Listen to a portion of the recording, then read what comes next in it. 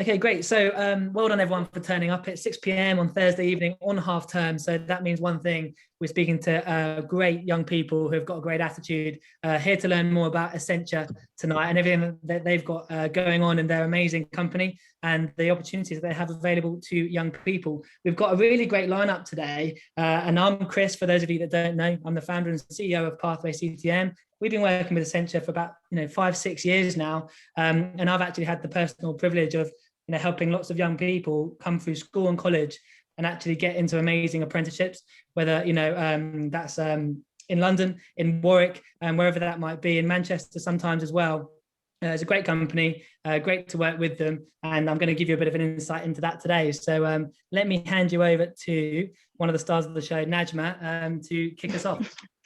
I like being referred to as star. My name actually does mean star, so in Arabic, so it's quite fitting. But thank you for the introduction, Chris. So hi everyone, I'm Najma and I'm a junior recruiter here at Accenture. So in terms of my role, I manage the Warwick apprenticeship here as well as the London apprenticeship. I also do the industrials placement schemes as well.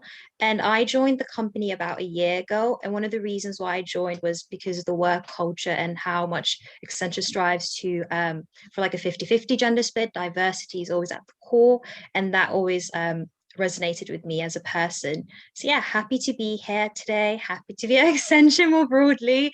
So let's go on to the agenda, Chris. So yeah, like Chris said, we have quite a lot to get through today. I know it's an hour, but we can do it. So firstly, I'll be going into a bit about Accenture, who we are and what we do. I'll then move into Accenture Warwick, and I'll hand it over to Lindsay and Arthur, who are from the Warwick team. We'll then move into the apprenticeship program. So I'll give you guys a bit of a gist in terms of what the entry requirements are and what the specialism will be. We'll then move into the recruitment process. And last but not least, we'll be moving into the Q&A discussion, and then we'll just finally wrap up. Okay, so about Accenture. So we're going to be playing this video really quickly, and this will kind of show you the type of employees that we want at Accenture and where we see ourselves in the future. So I hope you guys enjoy. Whose job is it to improve the world?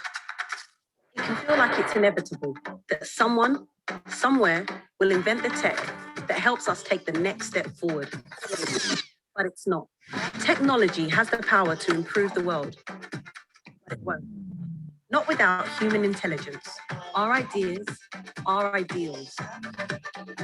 Technology can help us get there, but it won't show us where to go. That relies on bold ideas and the desire to build a better future. It won't come by asking the same old questions. It isn't tweaking the same old answers. Building a better future can't rely on doing things the way they've always been done. That future can be built by anyone. Anyone ready to think differently.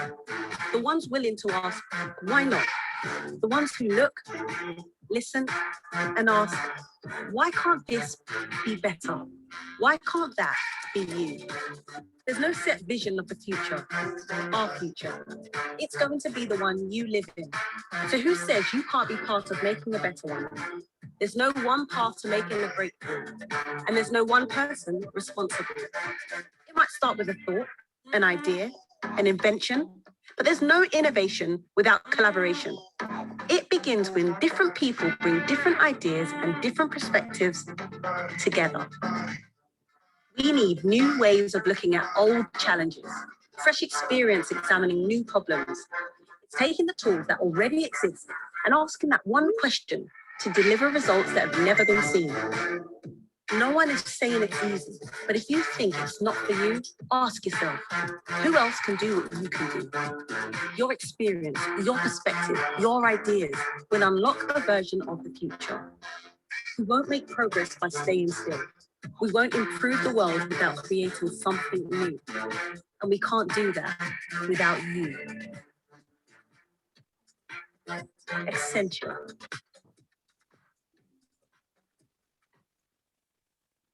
Okay, I hope you guys enjoyed that video. So in a nutshell, it just basically tells you that we want a really dynamic workforce. We don't want carbon copies here at Accenture. And we do want people who have innovative ideas and who are willing to stand out from the crowd. So most of you might be wondering, well, what does Accenture actually do as a company? So in a nutshell, we are the world's leading consulting and technology company, and we help support our clients in various different ways. So for instance, we help them increase their profits. We help them gain a greater market share. We help them redefine their business strategy. So that has a consulting underpinning to it. We help them with providing good customer experience. And at the core of Accenture, we provide new and innovative technology. So just to wrap this up really nicely, we are a bit of a hybrid company. So we do provide consulting and technological services. A lot of the times when I speak to people, I think people just assume that Accenture is just a technology company. That's not just it. We do provide consulting services for our clients, and we aim to solve their problems in a very holistic way. So yeah, hopefully that gives you guys an insight into what we do as a company. But the facts do not end there. There's plenty more to learn about Accenture. So we have over 500,000 employees globally. Our first female CEO is Julie Sweet, and I think that ties in really nicely with our diversity initiative. So one of our goals by 2025 is to have a 50-50 gender split, and I think this is a perfect example. We have a female CEO, so that is something that's very, very doable. Also, we have 12,500 UK and Ireland employees. We operate in 200 cities and in 120 countries. So we are truly a global firm. And we are number one on the Thomson Reuters Diversity and Inclusion Index. So like I said, one of the reasons why I joined the company was because of the diversity initiative. And us being number one definitely does show that we do champion diversity here. We speak over 50 languages, which is always quite exciting. We have expertise in more than 40 industries across 19 industry groups. So if you do have an interest in a specific industry group or industry more broadly, that we definitely work within that. So there's definitely something for everyone here. And 94 of the Fortune Global 100 are our clients. We have 4,000 plus clients, so that's quite a lot. And our clients include more than 80% of the Fortune Global 500.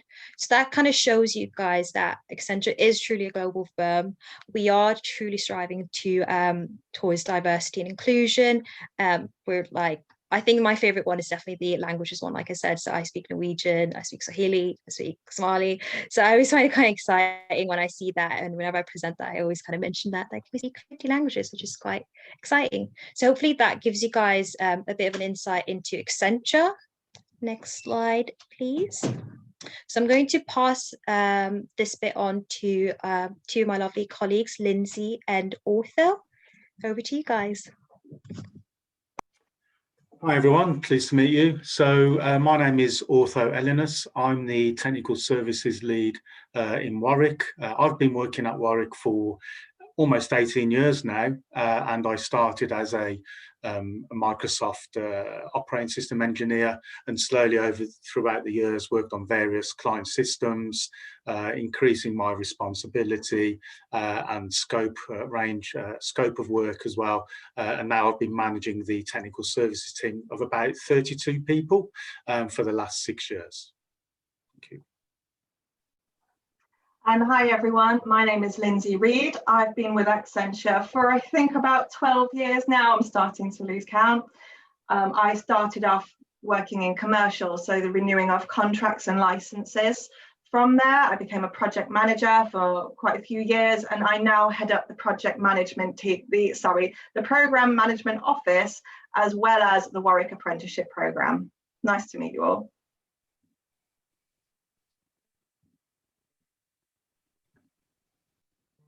Okay, so who are we? So ATC means Advanced Technology Centre. So don't worry about apologies if I do say an acronym. Accenture's full of acronyms. So who are we? So we've been established it'll be our 25th year this year, so quite exciting. And initially we were supporting a large range of UK only contracts and also hosting client systems on our old on site within our old office data center, and we were using our colleagues offshore from India initially, and then about it's about 12 years ago actually, we wanted to increase our capabilities within ATC Warwick, and we built our own private cloud platform in Germany. So private cloud platform is pretty much a traditional physical data center full of physical computer servers, storage, network equipment, etc. And that really put us on the Accenture map in terms of our capabilities and offerings that we could provide in hosting and managing client systems on behalf of other Accenture client teams. And that's where the North Europe Delivery Centre sort of network sort of grew from that building out of the private cloud, whereby we've got very, very close collaboration up to this day, particularly with Poland, Germany, Czech Republic and France. And also we still continue to work and have contacts with the Southern Europe data centres, particularly in Spain and Italy as well.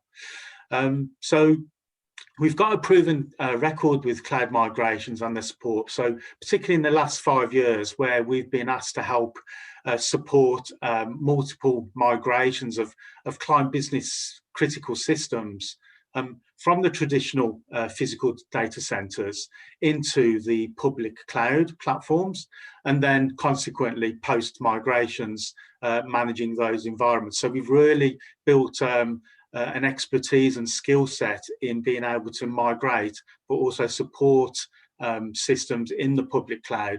And the three main cloud providers, there are others, but the three main cloud providers that we maintain and support is Microsoft Azure, Amazon Web Services, and more recently the Google Cloud Platform as well. We also offer 24/7 support. That doesn't mean we work shifts, but outside of normal business hours, if the client requires 24/7 support, if there's an issue or an incident, somebody will get a phone call on their mobile. So we consist of over 60 cloud and infrastructure experts across the whole technology stack, ranging from networking, operating system support, database, but the more focused areas of public cloud and also tools and automation as well. And we're currently recruiting to further expand the team to meet the current requirements and the future business demands as well that we're seeing. So the key focus at the moment, and this is really the business drivers for Warwick, is to really focus on public cloud and on automation as well. And currently we have over 20 clients across various industries, including utilities, health and public services, and the government clients as well. Thank you. So, sorry. Okay. So what are our capabilities? So really, I just want to focus on the technical capabilities. There are, ATC Warwick offer other capabilities as well, such as project management, service delivery management, client bid support, and also foreign language service desk, to name but a few. But I just really want to talk about the 4 key areas of the technical delivery. So that's consisting of the architectural design, the migration approach, the management of infrastructure, and then also the cloud optimization as well. So what is architecture? So cloud architecture. So this is where clients will come and say, we want to, I don't know, for example, build our systems, our environments, applications in the cloud.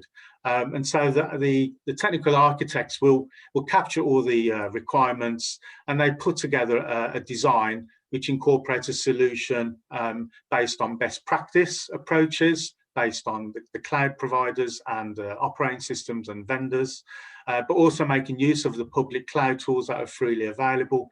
But more importantly, is really incorporating security within the design itself. That is so critical to ensure that we protect our clients' data as well. In terms of migrations, as I've mentioned, we've got a lot of expertise in migrating systems to the public cloud, and also system refreshes. So that is typically, we come across clients whereby they've got very old operating systems. As an example, Windows 2003, and that was the year it was released. So you can imagine how old it is. So these are really old, unsupported systems and unprotected and vulnerable to attacks. And we refresh them onto the latest operating systems or the latest software as well. And then post migrations, we are involved in the management of the cloud environments. So that's ensuring that we keep the environment stable. So we try and maximize the uptime as much as possible, resolving incidents, identifying repeat incidents and doing root cause analysis, to permanently remove and fix issues to keep them stable, but also about keeping them secure as well. So protecting their data by ensuring we've got good backups, and also proving that we can restore their data from backups as well. And then protecting the environment as well. So as I said, some of you might already know, on your Windows laptop every month, new hotfixes are released. So really applying all the latest hotfixes and patches and software updates and upgrades to keep and ensure that the environments are up to date and maximized in terms of protection as well. And then finally, the cloud optimization is all about identifying opportunities to reduce cost. And typically we want to reduce costs through automation. So, and automation, the benefits of that is really to drive down human error, increase efficiency, and also, we want to look to avoid manual tasks and look to automate. That's always been my mantra. Think about what you're doing, challenge yourself and say, why am I doing it this way? Is there a better way of doing it? And it's really important, and this is where I think this is our unique selling point, because we've got such experience in managing cloud environments.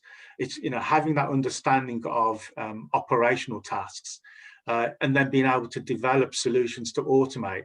You get that phrase DevOps, that's a global phrase being used, DevOps, and that's where the terminology comes from.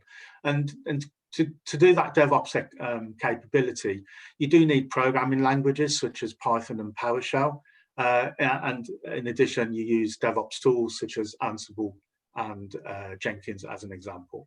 So I hope it wasn't too technical, and that's just a quick overview of who we are and what we do. Thank you. Over to you, Lindsay. Thank you, Ortho. So I'm going to be talking a little bit about what you will actually be doing when you join us. But before I go into that, I would just like to draw attention to our physical office location. So we are currently in the process of relocating our office. So at the moment, I don't know where that's going to be. We are looking West Midlands area. So it could be Warwick, it could be one of the neighbouring cities or towns. At this moment in time, we do not know. But come September, we will know where our office is. Excuse me. So just wanted to address that now. If there's any concerns or questions, then please shout them out. Okay, so the Warwick programme. So for 4 days of your week, for the majority of your apprenticeship, you're going to be working with us. What does this actually mean, and what are you going to be doing? So first of all, we are going to be working with you to significantly increase your professional qualifications. So examples of this, we will build you up in cloud, which is a key skill. We'll be working with you, giving you the time needed and the resources needed to complete certifications in this globally recognized qualification.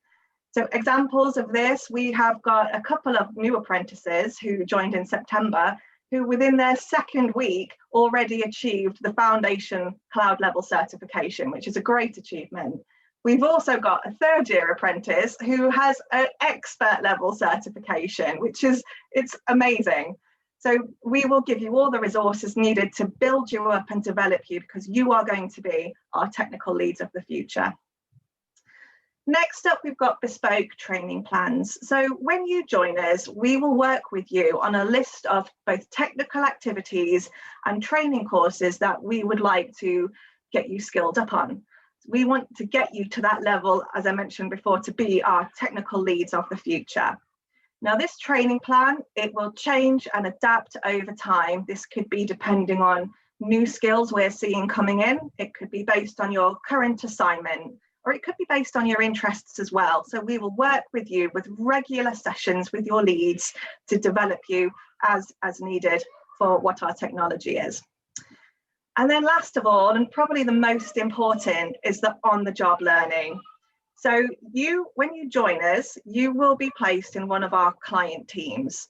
So this is a busy team. Quite often it's quite full on, but this is how you're going to learn. You're going to learn our technology, you're going to learn our processes, and you're going to learn about how all the different Accenture teams work together. You'll learn an awful lot. And as time goes on, you'll change assignments, you'll learn different things, you'll meet different people, you'll learn different processes. Now, these will change due to projects finishing, due to new skills and new demand coming to us. So we're setting up some new teams in Warwick right now, for an example. And again, your interests, if there's a particular area that you want to focus in, and if we have the availability there, then we'll try and help you get into that category. Okay. So the last thing I want to talk about is, oh, sorry, Chris, what happens when you graduate. So we will be heavily investing in you because you are going to be the leads of our future. Okay, I think I've got kids trying to break into my room right now, so I'm going to hand back over to you, Chris. I'll take over, Lindsay. No problem.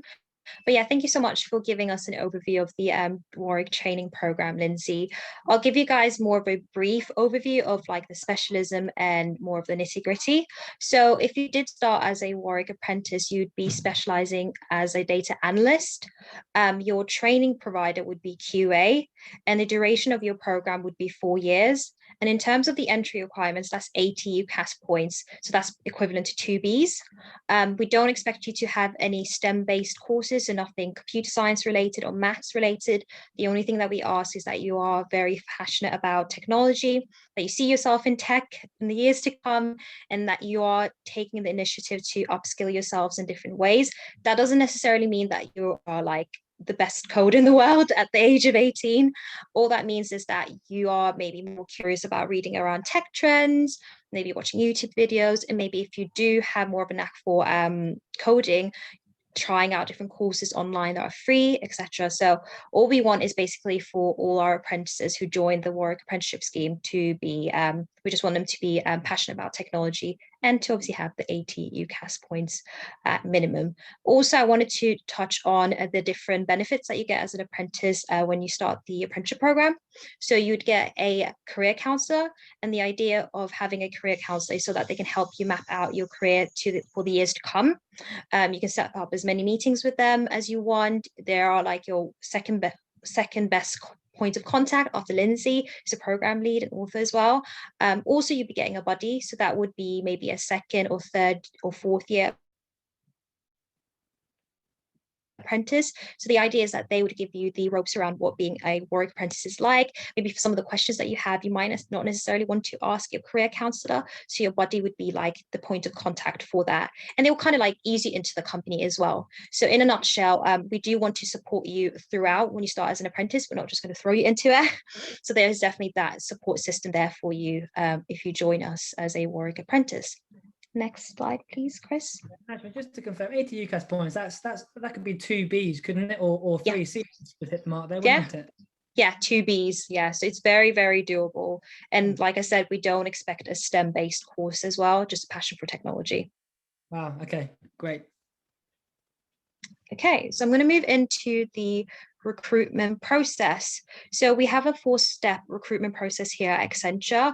I'll be mainly emphasizing on the first stage which is the digital application, but I'll quickly whiz through the other 3 stages.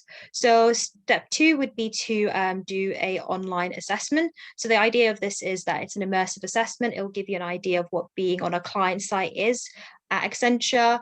It takes about 60 to 90 minutes to complete. And the best piece of advice for this stage, I'd say, is to find a really quiet place when you're doing it, be in the right mind frame for it as well, and you should be able to excel in it.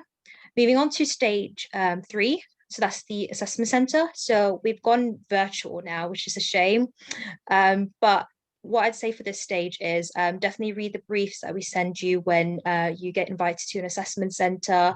We'll also support you for this step as well. So the recruitment team will step in just to do a briefing call with you, just to ease your nerves, answer any of your questions, to ensure that you have all your materials and that you're ready to go. And then step 4 is the business interview. And this is conducted by a member from the Warwick team within the technology field. So Lindsay and Arthur actually do the interviews as well. And they're both very, very lovely. So there's nothing to kind of worry about.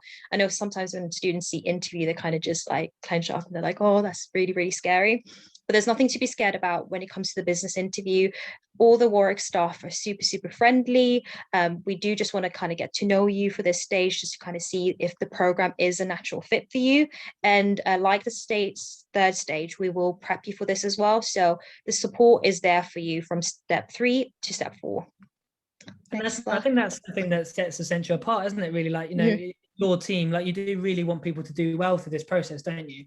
Definitely, yeah. And we do kind of get close to the candidates as well. I know I recruited Madison, who's on the call. So yeah, I definitely do enjoy the prep. My whole team wants to prep you to ensure that you succeed for all the stages. And being young and going into an assessment centre can be quite daunting. So that's one of the reasons why we do ensure that we prep you as much as possible. Great. And guys, we've got Madison on as well, who, by the way, went through the whole virtual assessment centres. She's yes. only in one, so you'll get to hear from that in a second.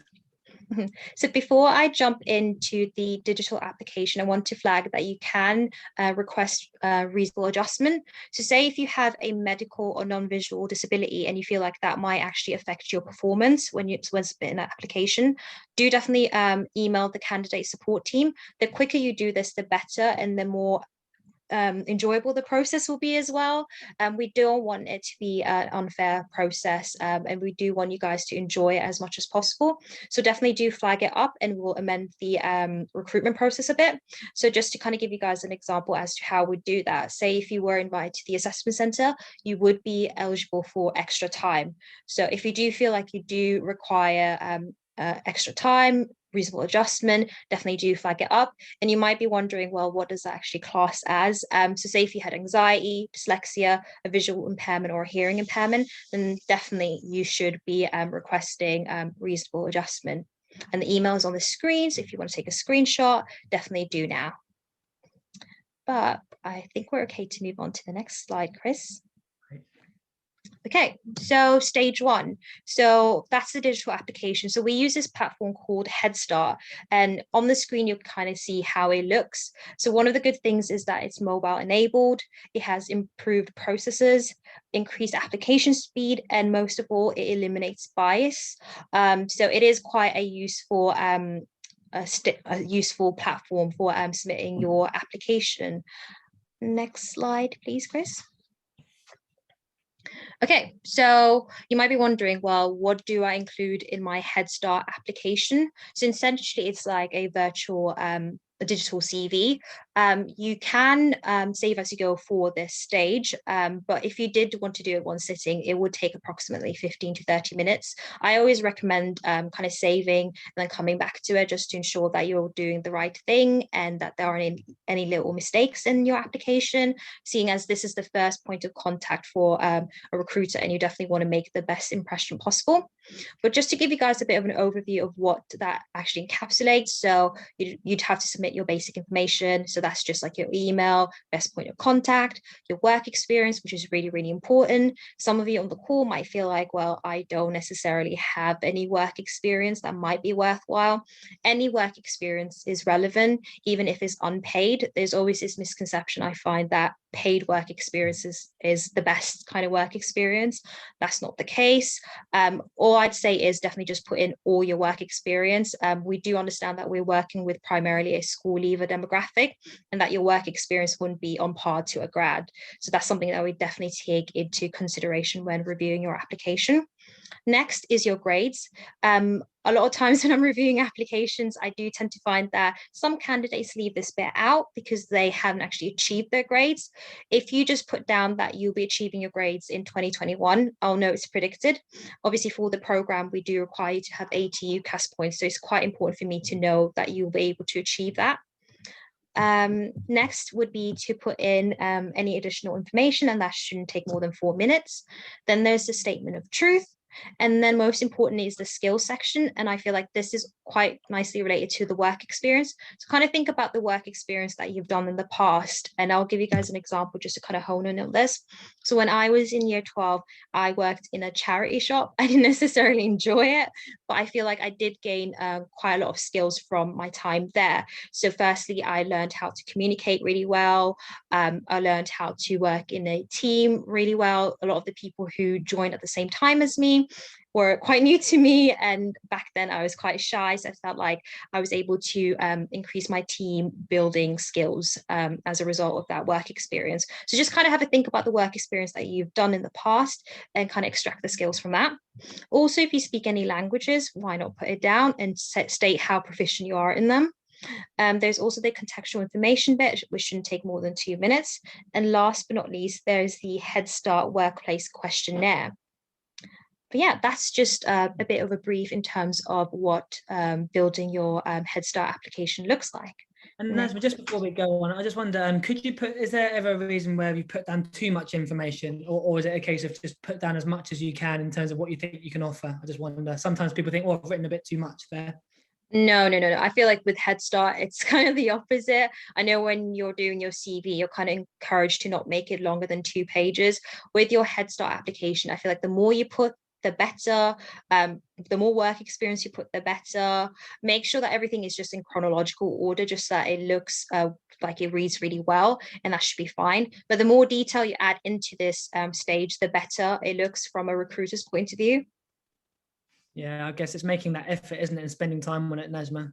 Definitely. And the save as you go option is definitely something that people should utilize more. We don't expect you to just do it in one sitting. I mean, you could if you wanted to, but I say just kind of come back to it at a later stage. Okay, cool. So now I'm going to move into the tips to acing your first stage. So first of all, showcase the real you. So from the video that we showed you guys earlier, we definitely want a workforce that's quite diverse in terms of like thought and people in general. So definitely show us who you really are. You can show that through the work experience you've done, the extracurricular activities that you've done as well. Anything that kind of gives a recruiter an insight into who you are always kind of stands out. We don't want carbon copies of the same kind of people at Accenture, so definitely do showcase the real you. Also highlight all your work experience that's paid and unpaid equally. Like I said, we know you guys are from a school leaver demographic primarily, and that your work experience wouldn't be necessarily the same as a grad.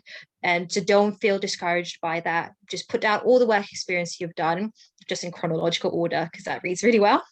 Next, I'd say focus on your transferable skills.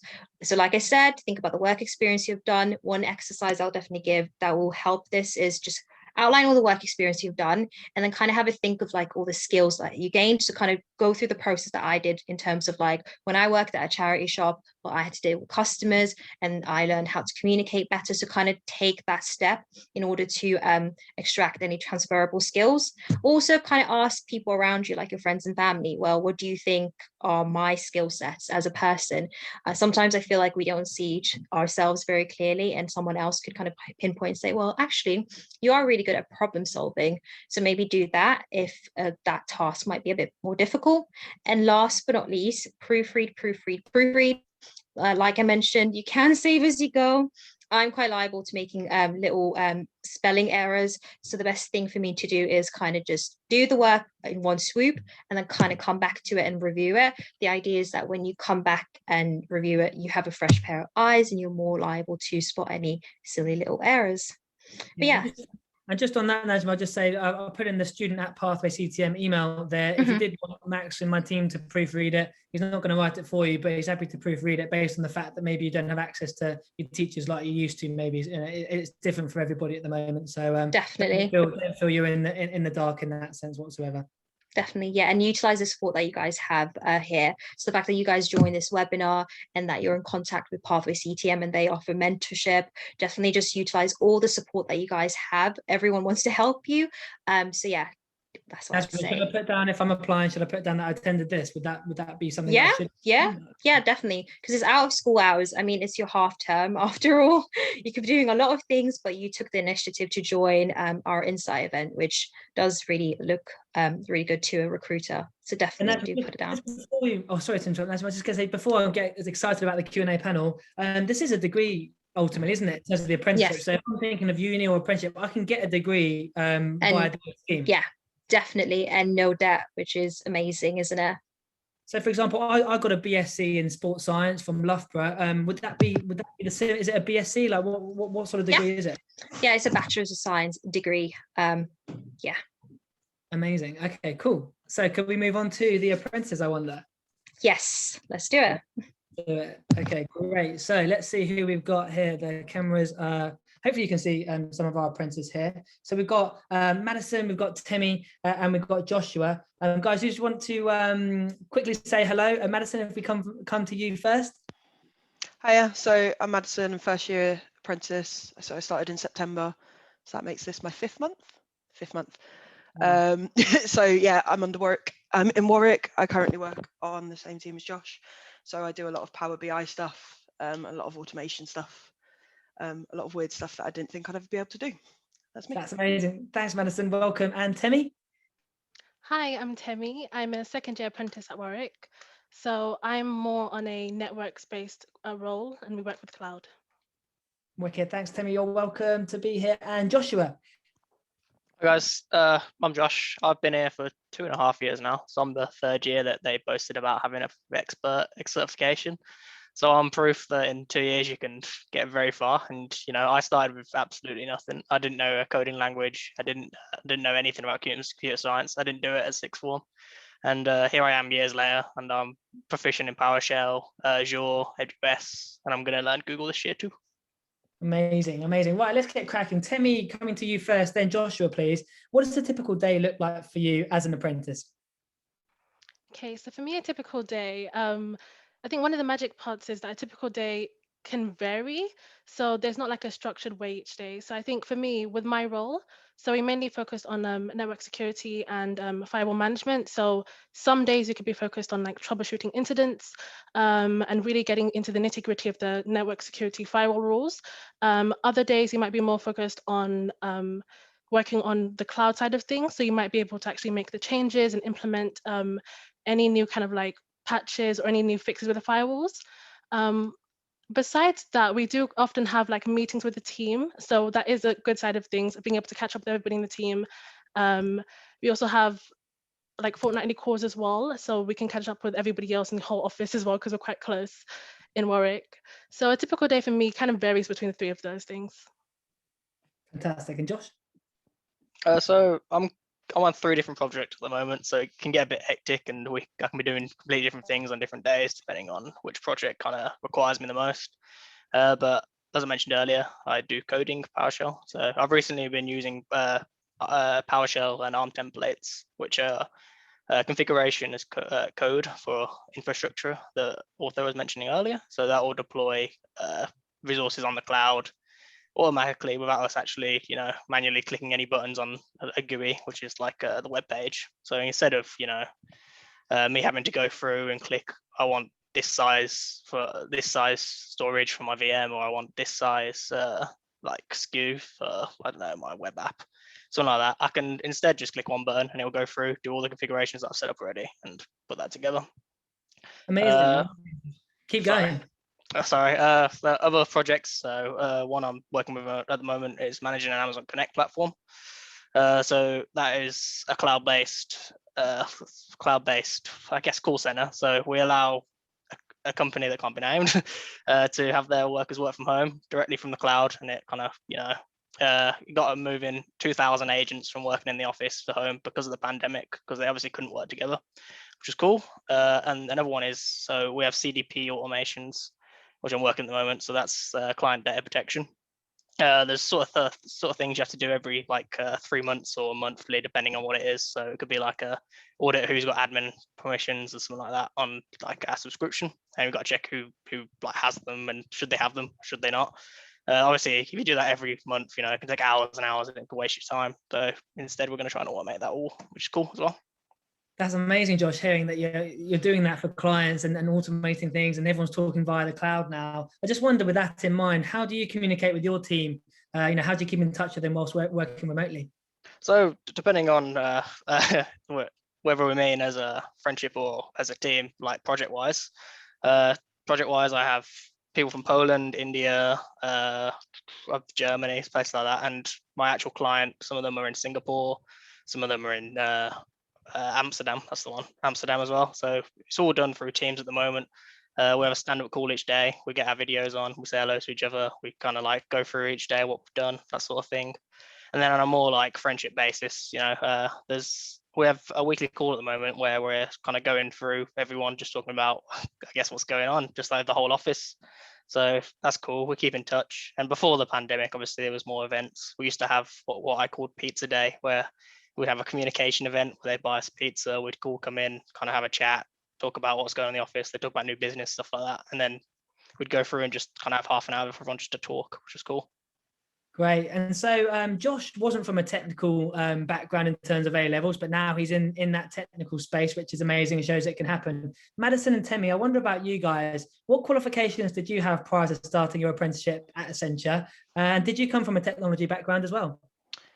Personally, no. So I started out, I did business, well, I did an entrepreneurship course. I decided I was going to be an entrepreneur. That failed quickly. But I was going to go into business. I went into operations. So I worked for a few years. I did operations and landed in recruitment. Kind of found that I liked technology, just never found a way to get into technology. And then last year I was able to finally find this, I guess. And after speaking to Najma and kind of being reassured that the fact that I'd done nothing to do with tech before, I worked at a tech company, so I knew trigger words. I never knew what those trigger words actually were relating to. So I just used to walk around saying them to try and sound intelligent. And then started hearing actually know what they mean now. So that was cool. But yeah, I didn't have anything tech-based in any way, shape or form. Amazing. What about you, Timmy? So like Madison as well, I didn't really come from a tech-based background. So I came straight off of sixth form. I actually studied English literature, politics, and psychology. So none of them are quite tech-based, but I was quite interested in getting a bit more involved in tech field. So what my passion mostly when I first kind of started and what I kind of looked at was mainly like virtual reality and like augmented reality. It's not really something we're doing at Warwick, but that was something that what kind of like brought me into tech. And then with that, when I was kind of introduced into Warwick and brought into the team, I didn't really have much of a background in networks or networking, but everybody in the team was quite helpful. And I would say that my transition from not having a tech background to kind of like becoming a network engineer has been quite, I would say quite smooth, I would say. There's been kind of some ups and downs with it being a bit of a challenge to kind of learn some of the new acronyms and the new words, but everybody's been quite helpful.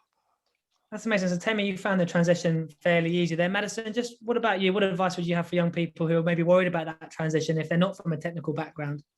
Well, as I said, I'm in my 5th month. So I have to say it's probably been the easiest transition I've done, despite going from roles that were probably similar in concept into something completely different. Because I work with a good team, so there's never a question that normally, if I ask questions, I will be honest, I feel like I'm being stupid.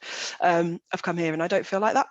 And the fact that there's just so many different levels of support you can go to makes it so much easier. So I've sat with Josh on calls where he's trying to get me to fix things on PowerShell, for example, and it ended up being the most stupid of things that was irrelevant and really should not have been a problem. But he's fixed it and it seemed okay, and I've not been made to feel like it's too difficult to handle. So far so good. So for the moment.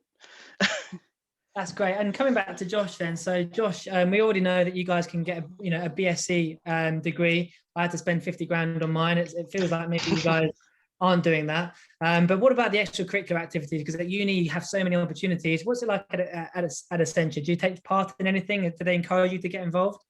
So it's a little bit different because obviously it's business rather than all play at uni. But there is events that they create. So we have an apprentice summer event every year. So they invite us down to London. They get us a hotel and we can go there. Obviously not this year because of the pandemic, but usually we can go down there. and we can kind of have fun with the apprentices from London that we kind of don't see that much. But when we do, we all get together and have a meal, have a bit of a party, I guess. And it feels, even though there is management there, it just feel kind of like they want you to have fun, and often they're the ones buying the shots. So you have stuff like that. We have sort of out of work things as well, where we'll go down to like a curry house or something like that, and we'll have a meal, we'll talk, have some fun away from like actual work stuff. That's cool. That's nice because it's casual as you can get really with work colleagues. There's other stuff as well. So there's Black Lives Matter events. There was a Southeast Asia event as well, I believe, and also I think they do a bunch women's diversity events as well. So that's cool as well. I think last time for the Black Lives Matter one, we got some like food in, and we let people share their stories. We had people from outside of Warwick as well share their story, which was interesting and if not heartfelt, it was cool. I enjoyed it. And what about you, Temi? I wonder, did you get involved in anything? And if so, what does it add to the job? Yeah, so I did kind of get involved with I'm not sure if Josh mentioned it, but there's a committee at work called Life at Warwick. So they kind of come up with all the kind of like fundraising events or any of like the charity events or just kind of social events that take place in Warwick. So an event that I kind of took part in was the Black History Month event that was last year. So actually, no, sorry, the year before. So and the other apprentice, Anne-Marie, and I'd kind of like made a presentation to her to the office, and we'd kind of just, at the time, like we kind of like asked a couple of people from outside of Warwick as well, their opinions, kind of got them to help out as well. So it's quite a good event. I would say that getting involved in the office does really help you, especially when you first start out and you're a bit new at things. You're not too sure like who to really speak to or like what to really do. Getting involved in those kind of like social committees like Life at Warwick has been really helpful. I think it kind of like made me get a bit closer to people. Definitely at those events, like just like at the pizza events, when everybody's just there like eating and talking, it's lots of fun. That's great. Hey guys, you've already convinced Mohammed he's going to be applying. So Mohammed, well done. I'm expecting that email in my inbox tonight if you can. But I just wonder, guys, what's the best bit about doing an apprenticeship at Accenture? Who wants to start first? Josh, Temi, maybe Josh, should we start with you? Sure. Okay. For me, honestly, I remember still in my interview, and I'm very fond of the person who interviewed me. He was awesome. We spoke at depth about the sort of stuff, like the culture of Accenture. It was very like, it's hard to explain because it's a feeling rather than like an understanding or something you can put into sort of words. But it felt right to me, and it just felt like something that was chilled and sort of like they want you to do your best, and it's not like a do but more build. So it's not. It's hard to put into words sometimes, but for me, the best part of the apprenticeship was just sort of the company suited me as a person, and I think they cater to the people rather than, this is what we want to do. As long as it gets done, who cares about the people? That sort of thing. I felt like it was that part of their success is making sure I'm successful, and I can feel that, and I've had that for 2 years now. Amazing. And Temi? I agree. I would say that like it's the people as well. Like especially being in work, you're surrounded by so many people. Not sure if the words we mentioned, but like SMEs, subject matter experts. So there are lots of people in Warwick who like are very knowledgeable about many different topics like cloud, automation, PowerShell. And I feel like, especially when I first started, not coming from like a techie background and not really being used to like the different language and different like lingo as well, I would say that kind of being around such people who were so knowledgeable and so helpful as well. Like there wasn't any time when I felt that I couldn't go and talk to somebody. Like I remember like when I first started, my manager would often kind of like have breakout sessions with me, and he would just kind of like write on the whiteboard and kind of go over topics I was confused about. And you'll even find that with QA as well. Like there are some topics which kind of like link in with what you do at Accenture. So one subject that I did link with QA was data communications and networking. So that was kind of helpful for me anyway, because I could actually like speak to my team and kind of say, I'm a bit confused about this topic at QA. Have you guys kind of like went over it before? Do you guys have any experience in it? And it's quite helpful. I think the people, like Josh said, like their success is seeing you successful, and there's never a moment where you kind of feel like, oh, I should know this, because people are very much easy to tell you that, there's no silly questions. Just if you're ever confused, you can always come up to somebody. And Madison, what's your best thing about working at Accenture? I'm trying not to cheat and do two.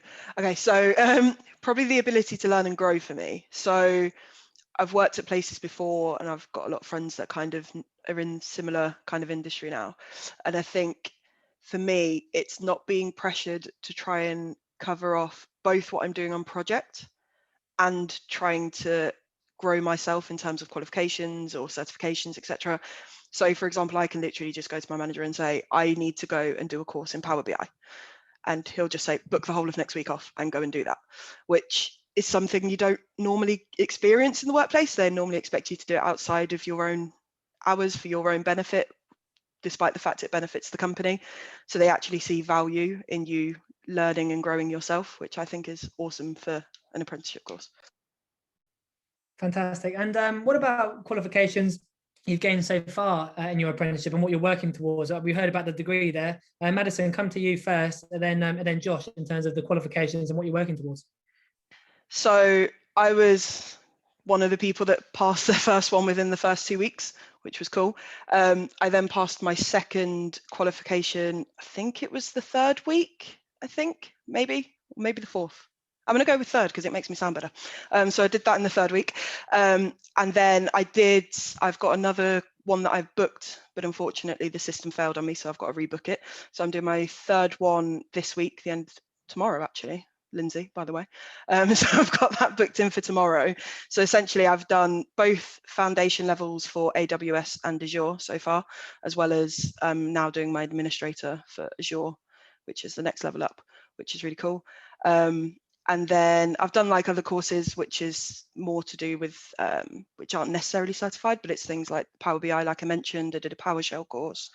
I did a Python course. I did that for a week. So yeah, we've got involved in quite a few, to be honest.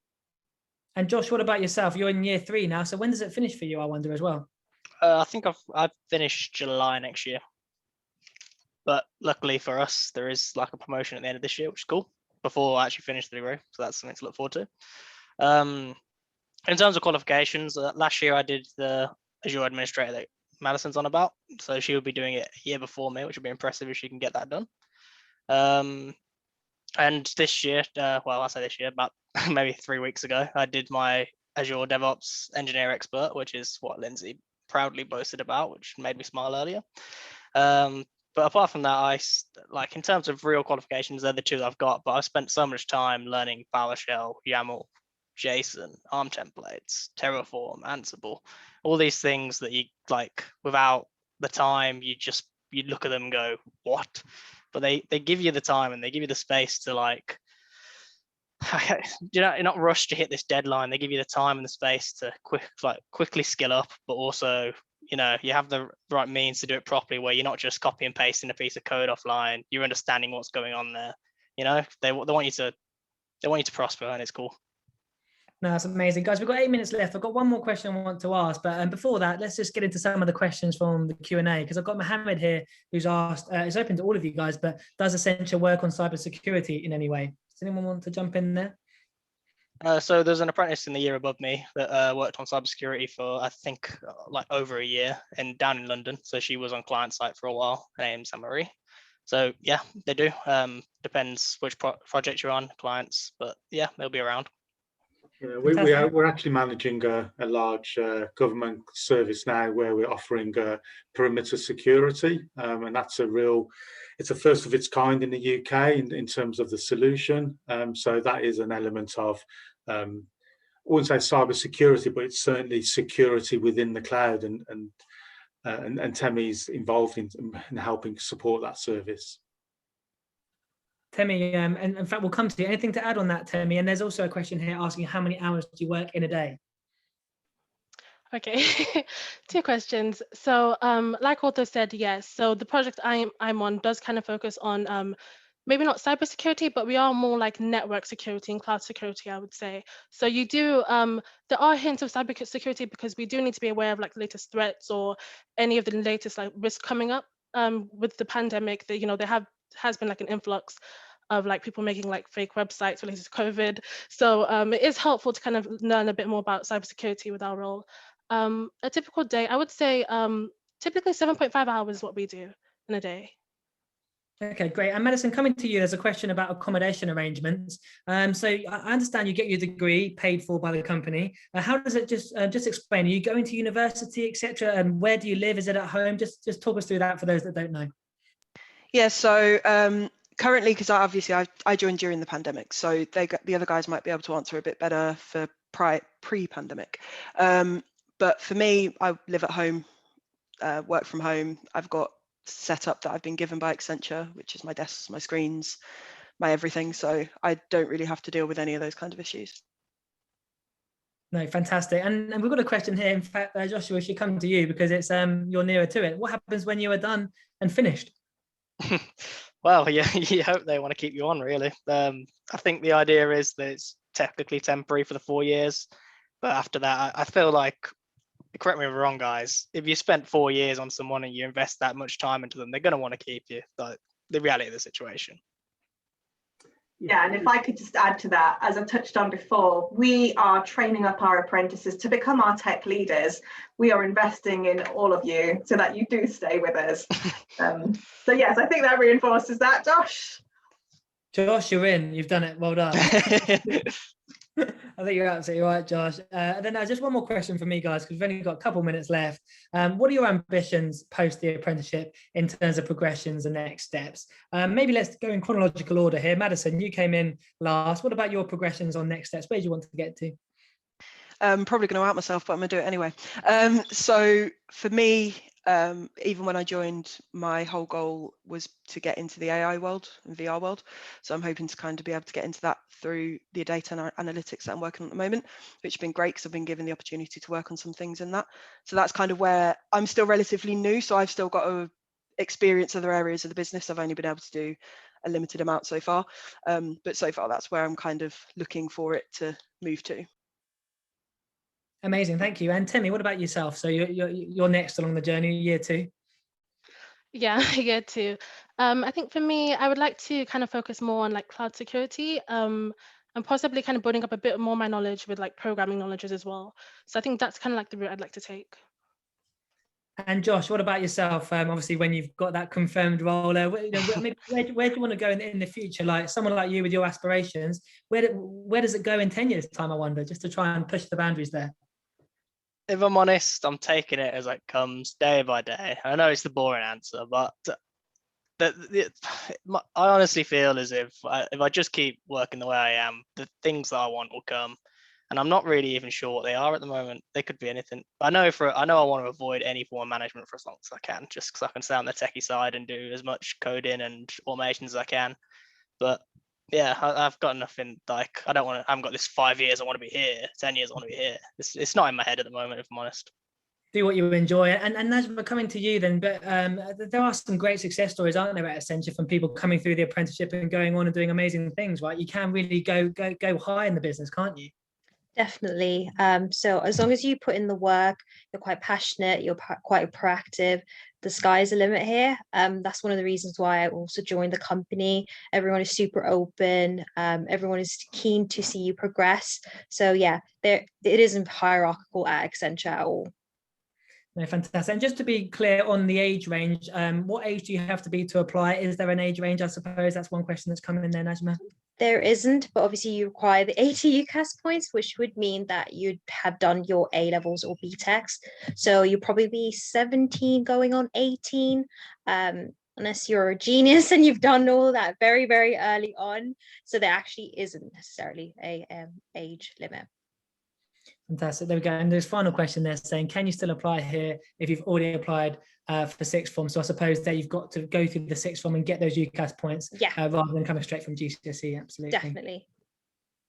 Which is great. Okay, Najma, and I think I'll probably leave the final words to you, really, Najma, in terms of any sort of top tips or anything else that you'd like to say to those students who are still on at 7 p.m. on a half-term Thursday evening. First of all, well done everyone for joining. Like Chris said, it's your half term. It's quite late.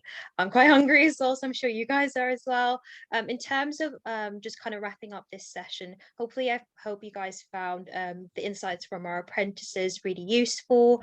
I do want to kind of flag that our apprenticeship program will be closing on the 30th of April. So if you do want to submit an application, first of all, go through Pathway CTM.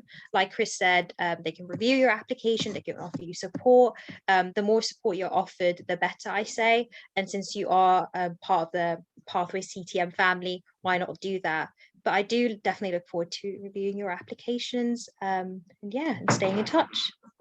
Yeah, that's fantastic. And just to round off really there, just to recap from Ortho at the beginning there saying, is there a better way of doing it? And, how to automate things. I thought that was a really telling point in terms of how the organization works and how these great tech minds and you heard from the apprentices there, they're all learning to go and do what Ortho has been doing for many years at Accenture. Globally recognized cloud certificates, Lindsay mentioned there in terms of the certifications, and we heard there from Najma as well, the BSc, you're getting a degree at the end of this as well. So, and Najma, just to confirm, sorry, you don't have to pay anything towards it, is that right? Definitely not, which is such a perk. I wish I knew about degree level apprenticeships when I was in sixth form. No, fantastic. We heard from Madison, who's year 1, Temi from year 2, and Josh from year 3, who are all going to, go on and have amazing careers, I'm sure, at Accenture. So, guys, if you want to get involved and do that too, email into student@pathwayctm.com. I'll put it in the chat box. We can support you. We're going to do a follow-up email with this recording anyway, so you can rewatch it and make sure that if you do apply, you put all this information into your application form and you give it your best shot. But well done for turning up today. Thanks to all of our guests from Accenture. Great company to work for, and hopefully you guys can have a flavour and be one of those apprentices soon. So thank you everyone for your time tonight. Thank you. Good luck, everyone. Thank you guys. Bye. Thanks, guys. Thank you. Bye. Have a good evening, guys. See you later.